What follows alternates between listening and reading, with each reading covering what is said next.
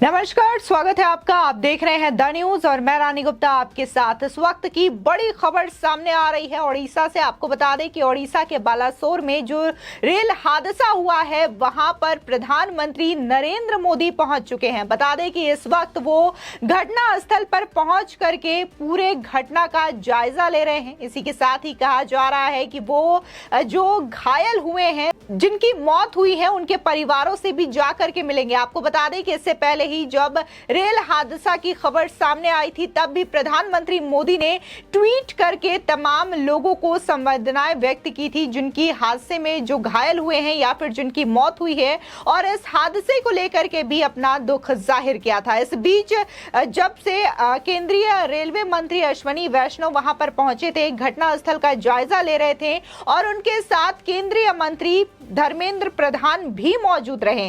इस समय कहा जा रहा था कि प्रधानमंत्री खुद आएंगे, कमान संभालेंगे और घटनास्थल का जायजा लेंगे, जिसके बाद देखने को मिला कि दोपहर बाद प्रधानमंत्री यहां पर पहुंच चुके हैं, घटनास्थल का पूरा मुआयना कर रहे हैं, तमाम लोगों से यहां बातचीत कर रहे हैं। कहा जा रहा है कि इसके बाद वो तमाम अधिकारियों के साथ एक मीटिंग भी करेंगे, जिसके बाद वो हॉस्पिटल जाएंगे जहां पर घायल लोगों को एडमिट करवाया गया है। वहीं सूत्रों के हवाले से इस रेल हादसे को लेकर के बड़ी खबर सामने आ रही है। बता दें कि ये कहा जा रहा है कि ये रेल हादसा सिग्नल खराब होने की वजह से हुआ है। वहीं दूसरी ओर जहां देश के ऊपर इतना बड़ा दुख का पहाड़ टूटा है, तमाम लोग इस वक्त लगातार रोते बिलखते हुए नजर आ रहे हैं, अपने परिवारों को लेकर के चिंता व्यक्त करते हुए नजर आ रहे हैं। तो वहीं दूसरी ओर इस आपदा में भी कई सारी राजनीतिक पार्टियां ऐसी हैं जो कि अवसर खोज रही है, अवसर राजनीति करने का। आपको बता दें कि चाहे कांग्रेस हो, टीएमसी हो या फिर आम आदमी पार्टी के नेता हो, इन तमाम लोगों ने ट्वीट किया है। न सिर्फ नेता बल्कि कुछ ऐसे पत्रकार भी इसमें शामिल हैं जो कि इस तरीके से राजनीति करते हुए नजर आ रहे हैं। वहीं जहां प्रधानमंत्री से 75 आजादी का महोत्सव बताते हैं, अमृतकाल बताते हैं, तो इसी अमृतकाल को लेकर के यहाँ पे टारगेट किया जा रहा है। बता दें कि आम आदमी पार्टी के कई सारे ऐसे नेता हैं जो कि लगातार एक के बाद एक ट्वीट कर रहे हैं और इस रेल हादसे को लेकर के सवाल खड़ा कर रहे हैं। तो वहीं दूसरी ओर ये तक कहा जा रहा है कि अश्विनी वैष्णव जब आए थे तो उन्होंने बकायदा ये कहा था कि जो तमाम रेल हादसे हुए हैं तो इसमें नई टेक्नोलॉजी वो ऐड करेंगे, रेल कवच, जिसमें सिग्नल मिलते ही वो ट्रेन अपने आप रुक जाएगा, जिससे कि हादसा नहीं होगा।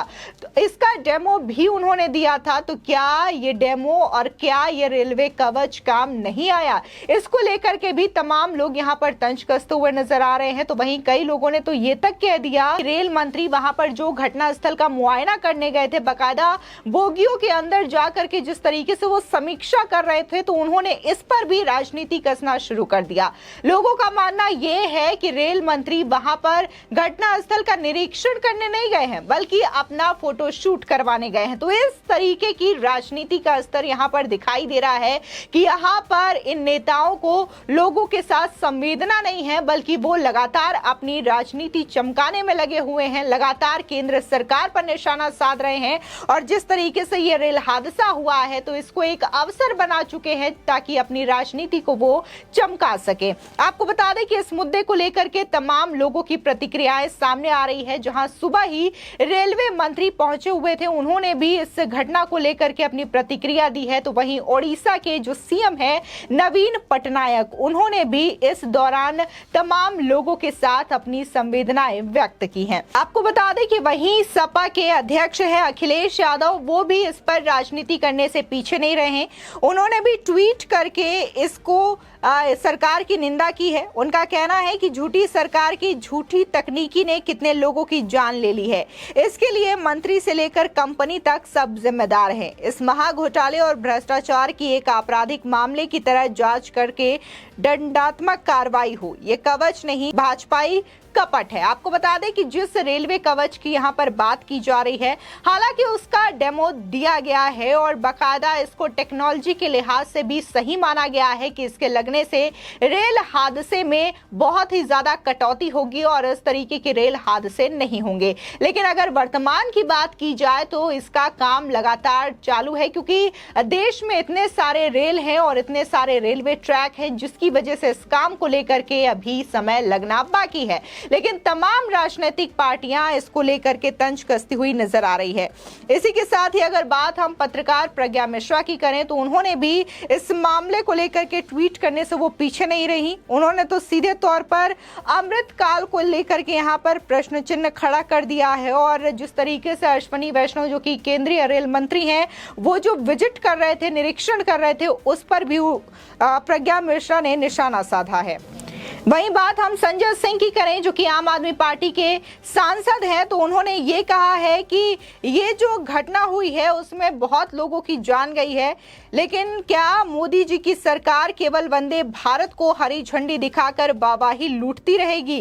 रेलवे के इंफ्रास्ट्रक्चर सेफ्टी का क्या होगा? इसकी जवाबदेही तय होनी चाहिए। यानी कि जो वंदे भारत ट्रेन है, इसको लेकर के निशाना साध रहे हैं और इनका कहना है कि सिर्फ वंदे भारत को केंद्र सरकार हरी झंडी दिखा करके वाहवाही लूटी रही है, लेकिन रेलवे के इंफ्रास्ट्रक्चर और इसकी सेफ्टी पर कोई ध्यान नहीं दिया जा रहा है। वहीं आम आदमी पार्टी के नेता नरेश बाल्यान और इसी के साथ ही सौरभ भारद्वाज भी अपनी ओछी राजनीति से पीछे नहीं हटे हैं। दरअसल इन्होंने एक वीडियो शेयर किया है नरेश बाल्यान ने, जिसमें यहाँ पर तमाम जिन लोगों की मौत हुई है उनकी लाशें हैं पूरी कतार में, और इस वीडियो को इन्होंने शेयर करके ये लिखते हैं कि कितना दर्दनाक है। देखिए, लाश रखने की जगह नहीं है। अगर कोई इस हाल में अपनों को ढूंढना चाहे तो उस पर क्या बीतेगा, सोचिए। मैं दावे के साथ कह सकता हूं कि इतनी बड़ी दुर्घटना के लिए कोई जिम्मेदारी लेने के लिए नहीं आएगा। इसके लिए सत्ता महत्वपूर्ण है, लोग नहीं। इसी के साथ ही अगर बात हम सौरभ भारद्वाज की करें तो उनका कहना है कि प्रधानमंत्री जी ने आज देश को यहां लाकर खड़ा कर दिया है। अब कहेंगे कि इसके लिए नेहरू जिम्मेदार है। तमाम लोग यहां पर टीका टिप्पणी करते हुए नजर आ रहे हैं और कहीं ना कहीं यहां पर यह कोशिश होनी चाहिए कि ये जो त्रासदी हुई है, जो लोगों के साथ इतनी बड़ी घटना घटित हुई है, देश के लिए भी ये बहुत बड़ी त्रासदी है। इसमें तमाम लोगों को साथ आना चाहिए, लेकिन यहाँ पर लोग अपनी राजनीति चमकाने में लगे हुए हैं, राजनीतिक रोटियां सेक रहे हैं। वहीं जिस तरीके से कवच को लेकर के यहाँ पर सवाल उठाया जा रहा है, तो इसके बारे में भी हम आपको विस्तार से बता दें कि आखिर ये कवच होता क्या है और क्यों ये रेलवे के लिए जरूरी माना जा रहा है। बता दें कि कवच एक ऑटोमेटिक ट्रेन प्रोटेक्शन सिस्टम है जिसे भारतीय रेलवे ने RDSO यानी कि research design and standard organisation के जरिए विकसित किया है। इस सिस्टम पर रेलवे ने साल 2012 में काम करना शुरू किया था। उस वक्त इस प्रोजेक्ट का नाम ट्रेन कोलिजन एवोइडेंस सिस्टम था। इस सिस्टम को विकसित करने के पीछे भारतीय रेलवे का उद्देश्य जीरो एक्सीडेंट का लक्ष्य हासिल करना था और इसका पहला ट्रायल साल 2016 में किया गया था। पिछले साल इसका लाइव डेमो भी दिखाया गया था। दरअसल इस कवच सिस्टम को अभी सभी रूट्स पर इंस्टॉल नहीं किया गया है। इसके अलग अलग जोन में धीरे धीरे इसे इंस्टॉल किया जा रहा है। आपको बता दें कि 22 दिसंबर साल 2022 को रेल मंत्री ने राज्यसभा में एक प्रश्न का लिखित जवाब देते हुए बताया था कि कवच सिस्टम को फेज मैनर यानी कि चरणबद्ध तरीके से इंस्टॉल किया जाएगा। कवच को साउथ सेंट्रल रेलवे के 1445 किलोमीटर रूट और 77 ट्रेनों में जोड़ा गया है। इसके साथ ही दिल्ली मुंबई और दिल्ली हावड़ा कॉरिडोर पर भी इसे जोड़ने का काम किया जा रहा है। आपको बता दें, दरअसल बालासोर ट्रेन हादसे की शुरुआती खबर जब सामने आई थी तो टक्कर एक एक्सप्रेस और मालगाड़ी के बीच बताई जा रही थी।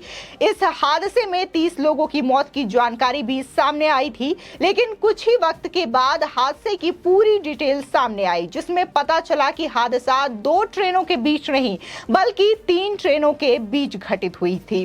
हादसे बहानगा बाजार स्टेशन के पास हुआ है। एक्सीडेंट के वक्त आउटर लाइन पर मालगाड़ी खड़ी थी। हावड़ा से आ रही कोरोमंडल एक्सप्रेस बहानगा बाजार से लगभग 300 मीटर दूर रेल हो गई। यह हादसा इतना भयानक था कि कोरोमंडल एक्सप्रेस का इंजन मालगाड़ी के ऊपर चढ़ गया और इसकी बोगियां तीसरे ट्रैक पर जा गिरी।